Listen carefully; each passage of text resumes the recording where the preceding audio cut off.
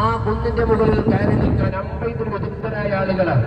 കാരണം മറുഭാഗത്തിൽ നിന്ന് ശത്രുക്കൾ വരുമ്പോൾ അവർക്ക് നേരെ അമ്പെയ്തവരെ ഓടിക്കാൻ വേണ്ടിയാണ് അല്ലാഹുവിന്റെ റസൂൽ അവിടെ നിർത്തിയത്. എന്നിട്ട് അവരോട് പറഞ്ഞു, നിങ്ങൾ ഒരു കാരണവശാലും താഴേക്ക് ഇറങ്ങാൻ പാടില്ല. ഞങ്ങൾക്ക് എന്ത് സംഭവിച്ചാലും ശരി, നിങ്ങൾ താഴേക്ക് ഇറങ്ങരുത്. അങ്ങനെ യുദ്ധം ഭയങ്കരമായി. യുദ്ധം കൊടുമ്പിരി കൊണ്ട് ഭയങ്കര യുദ്ധമായി. അങ്ങോട്ടും ഇങ്ങോട്ടും പോരടിച്ചപ്പോൾ ശത്രുക്കൾ പേടിച്ചു ഓടി.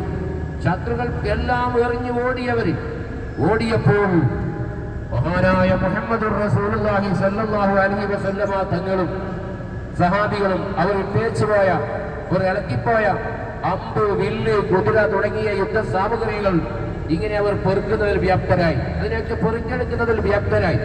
അപ്പോൾ മുകളിൽ നിർത്തി 50 ആളുകൾ അവര് വിചാരിച്ചു എല്ലാം കഴിഞ്ഞ് എല്ലാവരും അവർ ഓടി, ഇവരൊക്കെ പെറുക്കാണ്.